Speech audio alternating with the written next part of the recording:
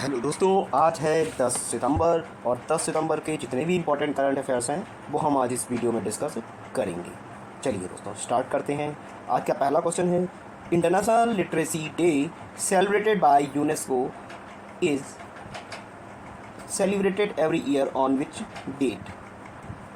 UNESCO द्वारा घोषित अंतर्राष्ट्रीय साक्षरता दिवस प्रत्येक वर्ष की तारीख को मनाया जाता है।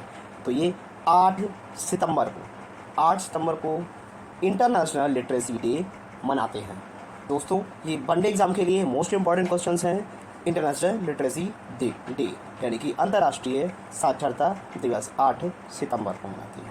नेक्स्ट है, विच country has recently band the Facebook, x, YouTube and 23 other social media platform. तो ये नेपाल में हुआ था, जो कि अभी 9 सितंबर को बैन हटा दिया गया है जब वहाँ के जंजीज ने रिटेलिएशन किया।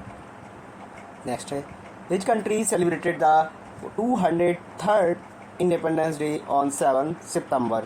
तो ये ब्राज़ील ने दोस्तों, ब्राज़ील ने 203वां इंडिपेंडेंस डे मनाया है या सेलिब्रेट किया है ब्राज़ील ने। नेक्स्ट है, more than how many crores are ITRs have been filled in India in every financial year 2024 से 25। वित्त वर्ष 2024 से 25 में भारत में प्रत्येक करोड़ से अधिक ITRs में दाखिले हुए। तो ये 7.28 करोड़ दाखिले हुए। नेक्स्ट है, Central government has set up the target of achieving how many percentage of electric vehicles by the 2030 under the global EV 30 initiative। तो ये 30 इनिशिएटिव क्या है? केंद्र सरकार ने वैश्विक EV 30 पहल के तहत वर्ष 2030 तक कितने इलेक्ट्रॉनिक व्हीकल प्राप्त करने के लक्ष्य निर्धारित किया है। तो ये है दोस्तों 30% ये लक्ष्य हासिल किया है। नेक्स्ट है, in which country did India Singapore hold 16th defence working group meeting. Bharat और सिंगापुर ने किस देश में 16वीं रक्षा कार्य समूह बैठक आयोजित की है। तो ये सिंगापुर में आयोजित की है। नेक्स्ट है, recently Levi's has appointed his actress as a global brand ambassador. तो ये आलिया भट्ट को, ये रिपीटेड क्वेश्चन है, आलिया भट्ट को बनाया है। According to the sample registration system report, which state of the India is currently leading the key health and population indicators. नमूना पंजीकरण प्रणाली रिपोर्ट के अनुसार वर्तमान में भारत का कौन सा राज्य प्रमुख स्वास्थ्य और जनसंख्या संकेतकों में अग्रणी है। तो ये केरला है। नेक्स्ट है, रिसेंटली INS